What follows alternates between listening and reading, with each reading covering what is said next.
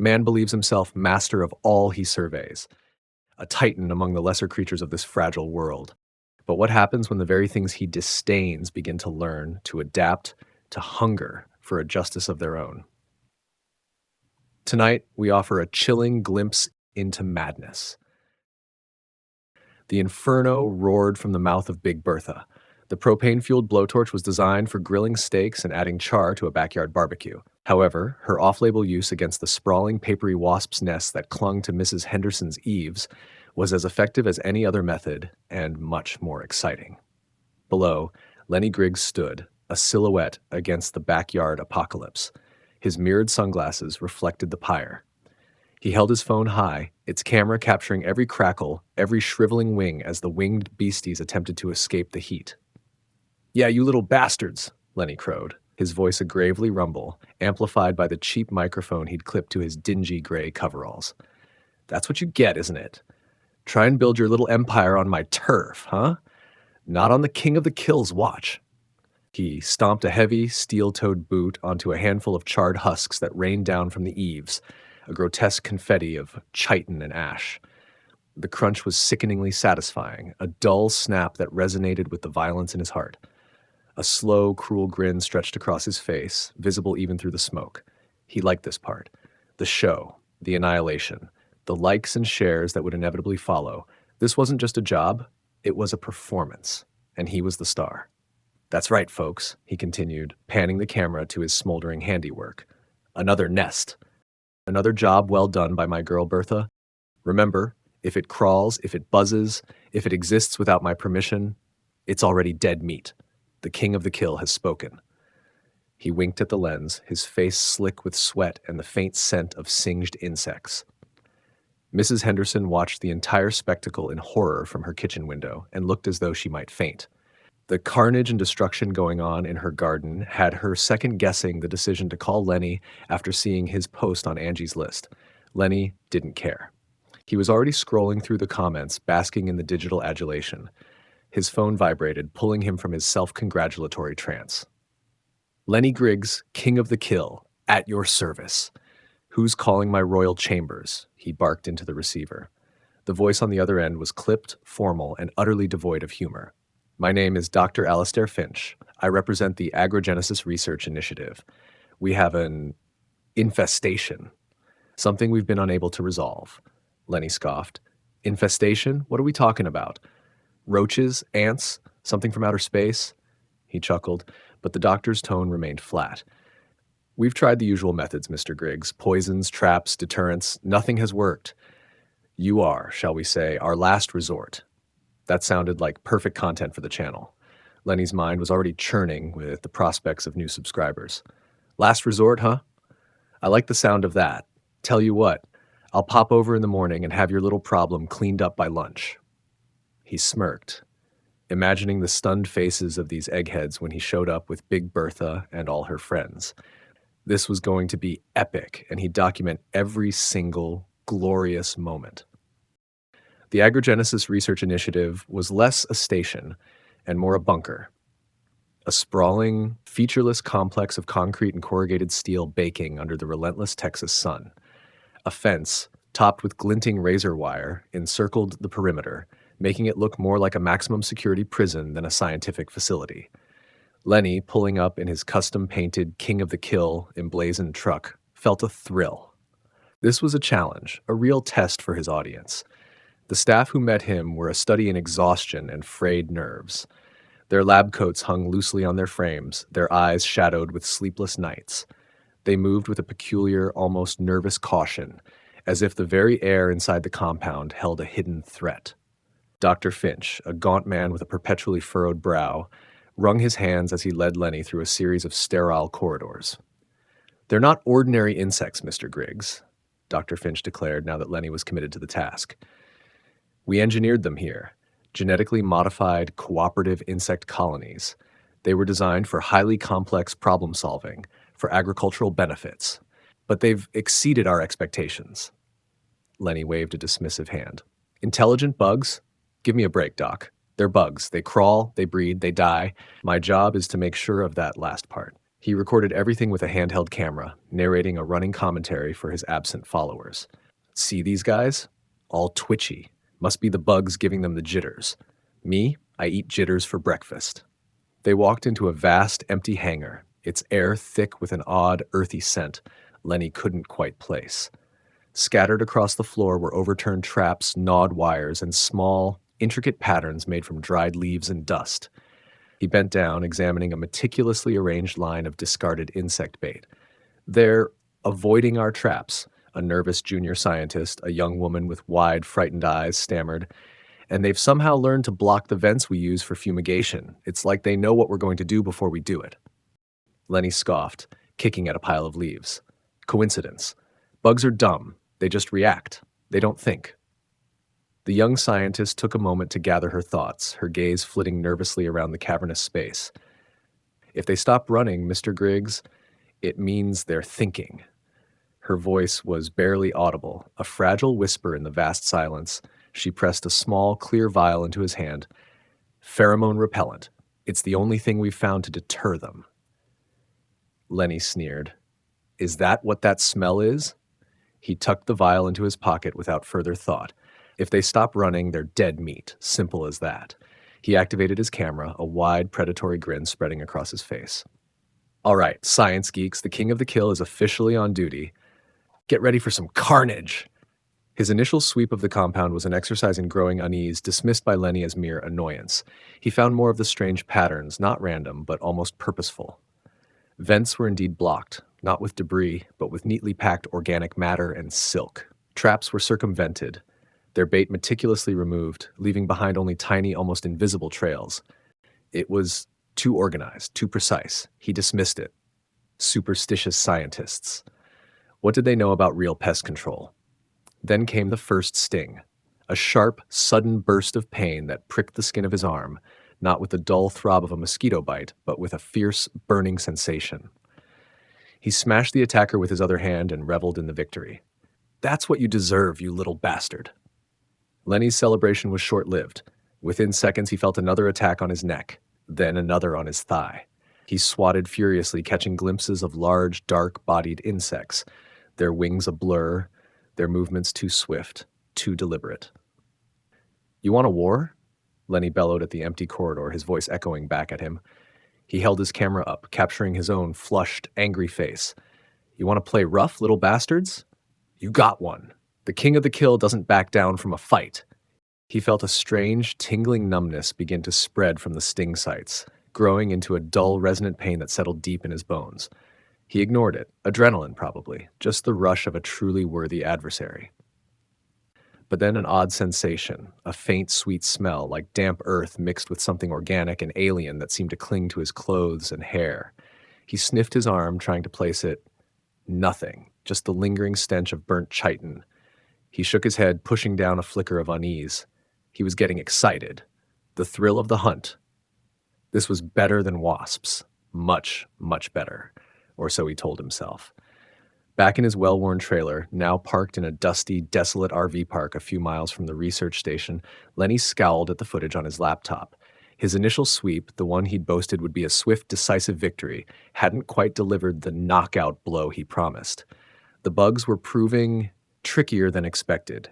He needed to formulate a new plan, something bigger, something that would truly go viral. He was the king of the kill, after all, and kings don't dick around. They dominate.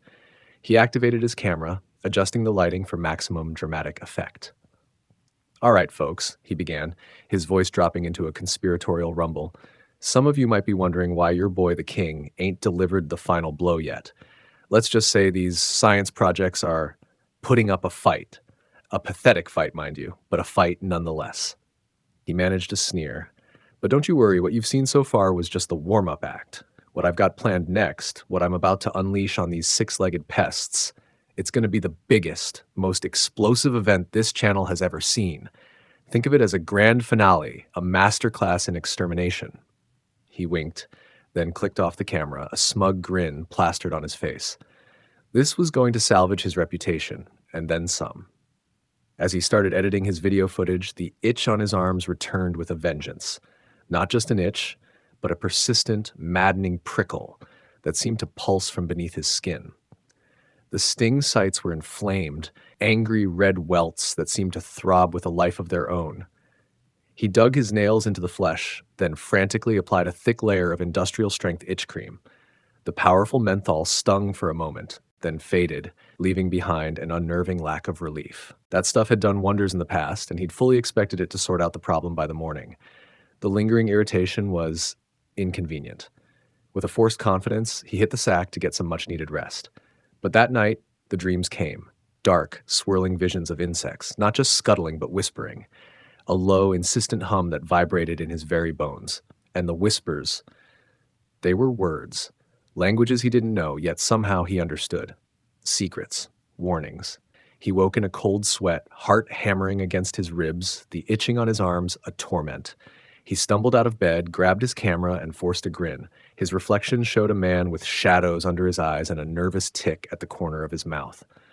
"All right, sleepyheads," he chirped, his voice a little too high, a little too strained.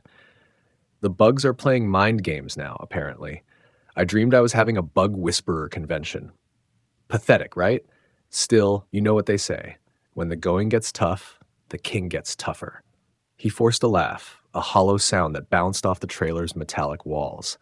He uploaded the video, mocking the scientists, mocking the insects, mocking the fear that gnawed at the edges of his bravado.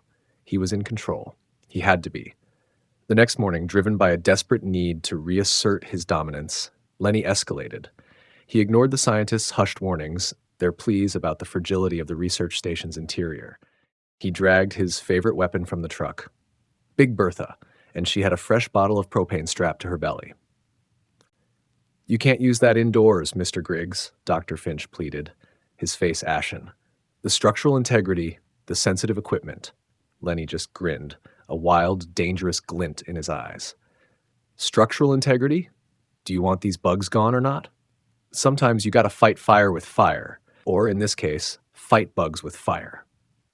He flipped Bertha's ignition switch. A plume of orange flame erupted, licking at the ceiling, momentarily searing the air. The scientists recoiled, a collective gasp of horror. He marched through the facility, a one-man army, blasting every shadow, every crack. He found an enormous nesting site, a pulsating organic mass tucked away in a disused ventilation shaft. It was a masterpiece of intricate design, a labyrinth of chambers and tunnels. It filled him with a surge of vengeful glee. "Target acquired," he roared, training the flamethrower on the nest.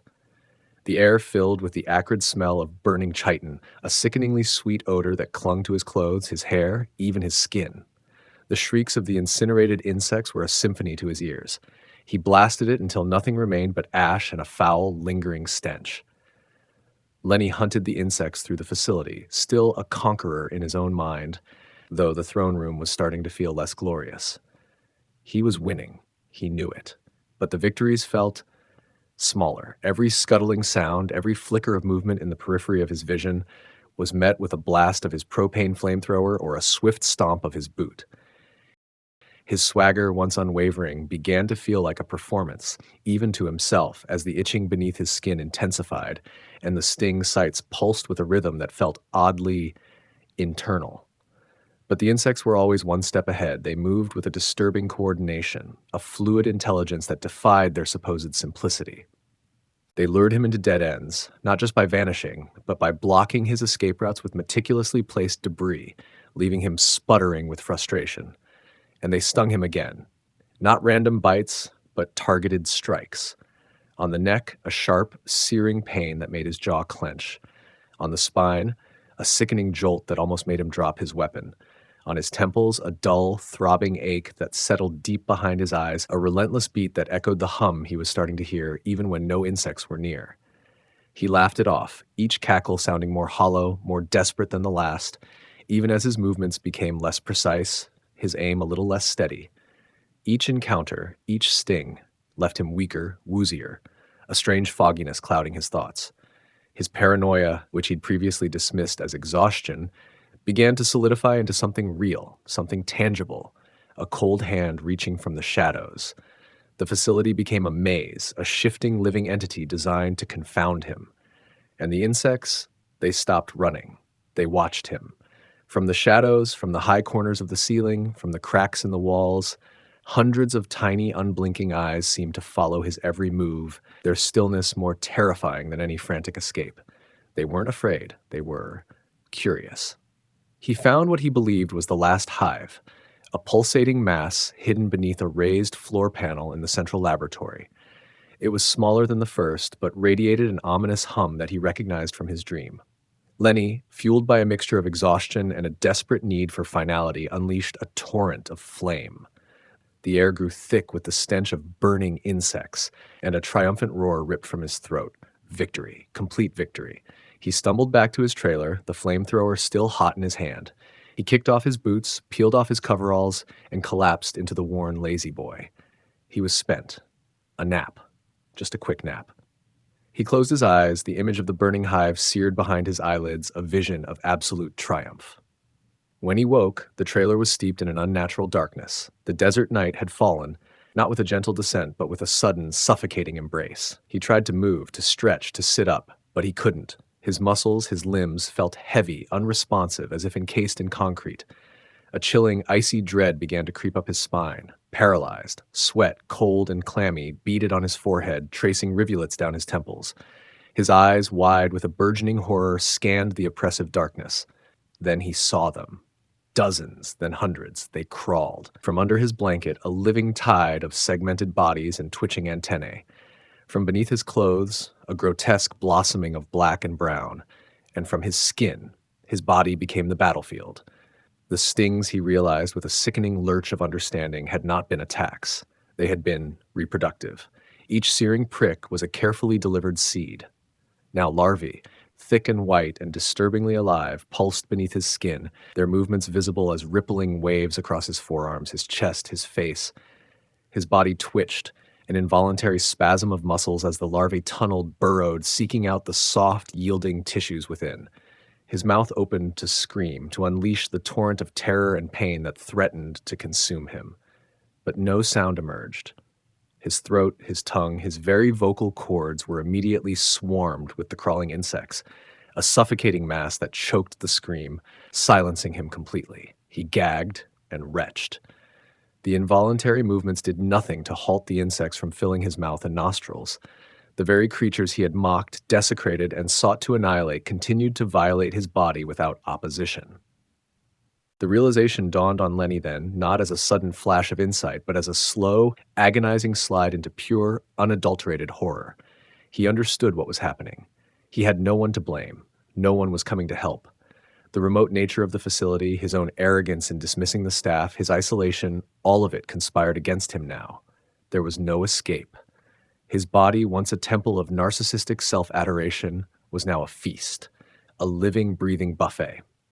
And his mind, the very seat of his contemptuous intellect, was still awake, still aware, still processing every agonizing moment of his gruesome transformation.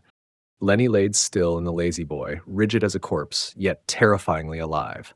His nerves crackled with a pain beyond anything he had ever known. He felt every bite, every sting, every skittering leg as the larva burrowed deeper, feasting on his flesh, his organs, his very essence. His lips, once so quick to sneer, to boast, to mock, were sealed with a fine, translucent silk, hardened with a thin layer of wax. His eyes, wide and glassy, stared unblinking at the stained ceiling, twitching occasionally, not with life, but with the subtle internal movements of the creatures within. A soft, wet sound echoed from beneath his lazy boy, thousands of tiny mouths chewing in chilling harmony. The sound intensified, a delicate yet deeply unsettling chorus of consumption.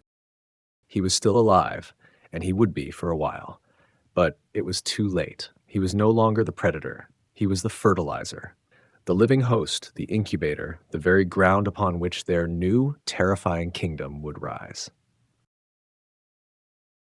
There are those who walk among us, convinced of their dominion, their unquestioned superiority over the smallest of lives. They measure worth in size and strength, heedless of the intricate dances of nature. But sometimes a quiet, unseen force rises, its wisdom born of adaptation, its justice delivered not with a roar, but with 1,000 tiny legs. And so the hunter becomes the harvested, a testament to the price of contempt.